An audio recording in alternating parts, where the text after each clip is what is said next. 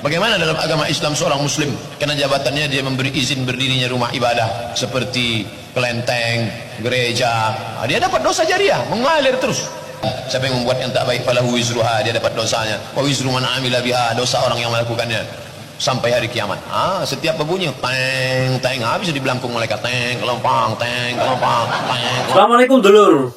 Jumpa lagi dengan Nasihat Islami, channel yang mereaksi pernyataan-pernyataan dari para ustadz, para asatidz, para ustadzah, para yai, omo yai yang tentunya kaitannya dengan agama, yang kita reaksi dengan cara orang awam. Kita bukan ustadz, kita bukan yai, kita bukan ahli agama, tapi kita kasih pandangan atau POV menurutnya orang awam seperti apa. Jika jenengan termasuk orang-orang awam juga, boleh silahkan kasih pandangan jenengan di kolom komentar. Oke, monggo. Terkait pernyataan Ustadz Abdul Somad yang seperti itu dulu, ya harusnya seyogyanya, ya beliau kan seorang Ustadz yang sudah levelnya bukan nasional lagi, saya kira sudah levelnya internasional beliau, bahkan beliau juga jebolan Mesir. Menanggapi pertanyaan jamaah yang seperti di video tadi, ya harusnya beliau agak bijak, harusnya. Ya, terlebih kalau saya pro ya pro, kalau kontra ya kontra. Kalau pro gimana, kalau kontra gimana. Kalau saya apa adanya kayak gitu loh. Sopo ini nggak usah terlalu macam-macam, karena kita memandang sesuai dengan tanggapan orang-orang, kebanyakan orang awam.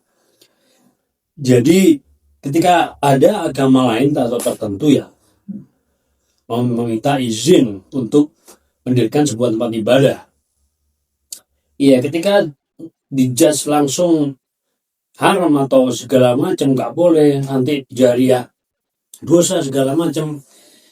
Ya kita lihatlah di Indonesia ini, itu berapa agama yang diperbolehkan, yang legal, ya. Ada Islam, Kristen Katolik, Kristen Protestan gitu kan. Ada Hindu, ada Buddha, ada Konghucu, ya. Belum lagi aliran-aliran kepercayaan yang banyak banget yang nggak masuk dalam ini. Itu yang ini aja, oke lah. Kita contoh almarhum Gus Dur. Beliau kurang pintar apa? Oke, beliau secara fisik memang dikatakan cacat, oke lah. Tapi saya yakin banyak orang yang sependapat dengan saya bahwa Gus Dur itu orang yang pintar, atau bahkan dikatakan jenius pun oke juga.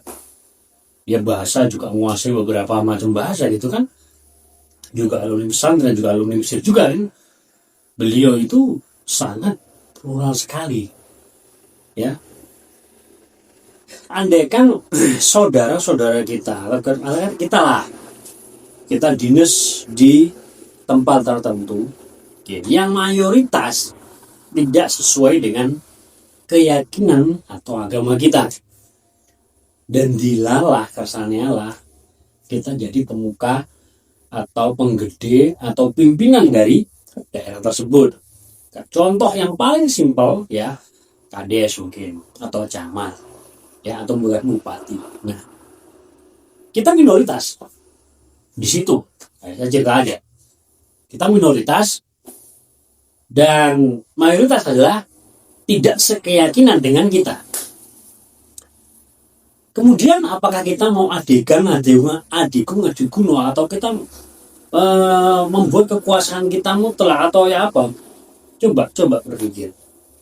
Ketika agama lain mau mengajukan izin secara resmi pendirian sebuah tempat ibadah, apa yang kita lakukan? Apa kita kotok kaku dengan pendapat kita? Waduh, gak bisa, gak boleh, karena kita takut dosa? Atau ya apa? Coba. Yang saya pahami juga, Bali, ya. Bali itu ada masyarakat yang paling banyak adalah adalah Hindu. Dan kemarin ada Islam juga banyak di daerah tertentu, bahkan Islamnya banyak. Di sana toleransinya luar biasa sekali. Coba dari ke sana. ya.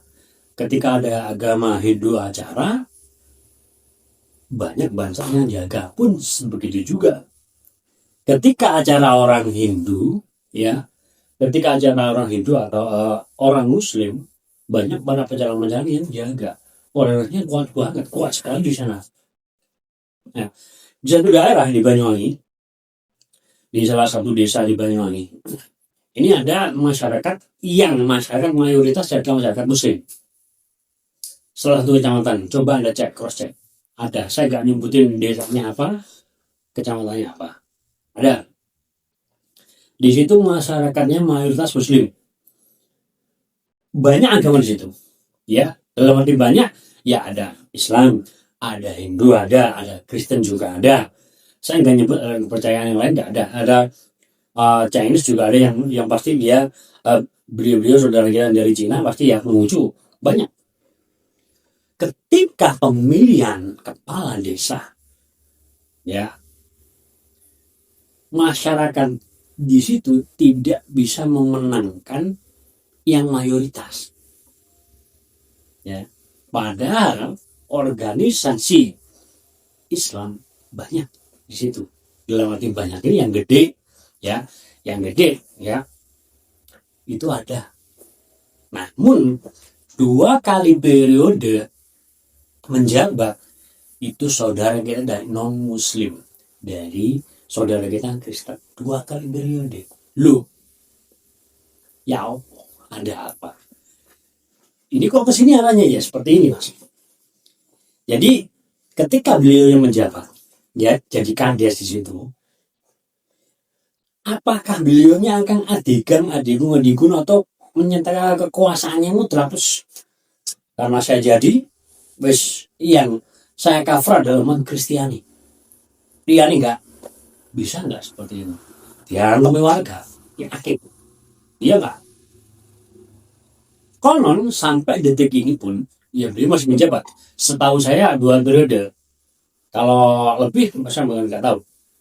Setahu saya 2 periode udah. Jadi, kenapa kok bahkan milih yang saudara kita yang umat non-Muslim, Kristen? Padahal banyak Muslimnya. Doa udah apa? Nah, oke, dari situ ya. Kemudian ketika beliau menjabat, ternyata ya ada orang kematian beliau hadir. Diundang hajatan apa beliau juga hadir. Ya. Ketika ada acara waktu bulan puasa ya, acara buka bubur segala macam dengan pejabat desa segala macam, dia juga hadir. Cara Jawa menghormati dengan pakai baju namanya kopiah nasional. No. Nah, ketika agama-agama lain mau mendirikan tempat ibadah, izinnya jelas minimal dari RT RW ke kades minimal. Apakah dia gitu ya? Apakah dia akan mempersulit? Itu pertanyaannya. Begitu ya. Bukan mentang-mentang di kita ya, di negara kita mayoritas seperti ini. Terus kemudian umat yang lain mau mendirikan sebuah agama, sebuah tempat ibadah, skip. No, nggak usah karena takut dosa. Kayak gitu memimpin. Nggak bisa gitu. Ya. Ya nggak bisa gitu. Coba ya, nanti ketika ada saudara Anda yang jadi pemimpin ya di daerah tertentu, ada pengen ngomong apa?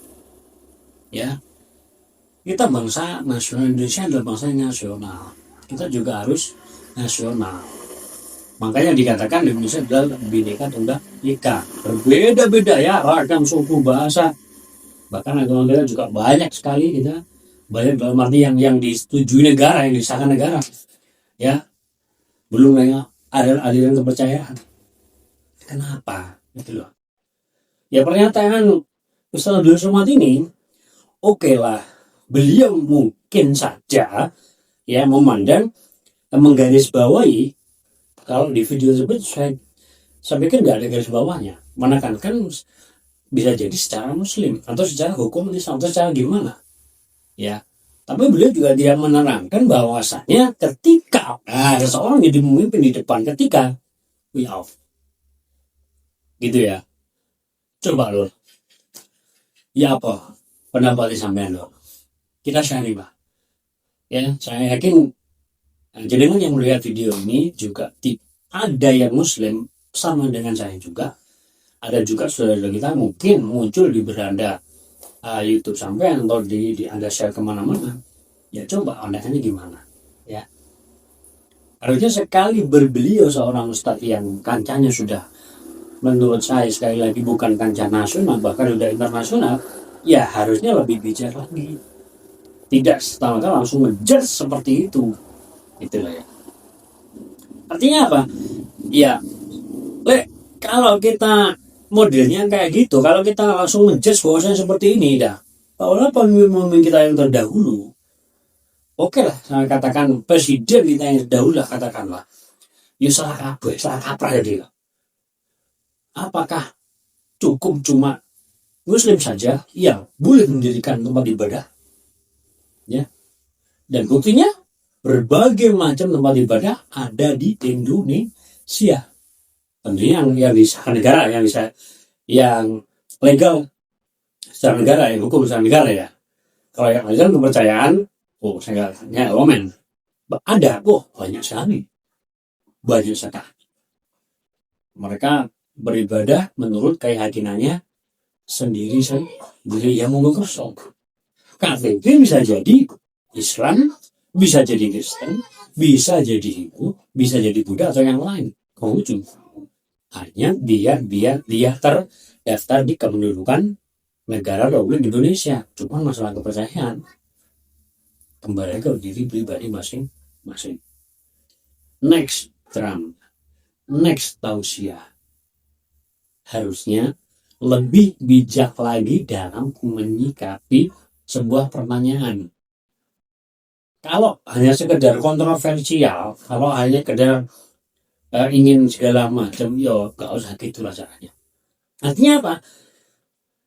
Ketika seorang sudah berada di depan, di muka halayak ramai, ratusan bahkan ribuan orang ngomong seperti itu, sedikit banyak jamaah atau masyarakat yang ada di situ adalah menjadi tolak ukur atau ingin mencari ilmu, menganggap orang yang bicara itu adalah beliau yang paling bisa dari kebanyakan para jamaah, dari segi ilmu dan segala macam. Nah, sekali ngomong cerdas apapun ya udah diikutin, ya enggak?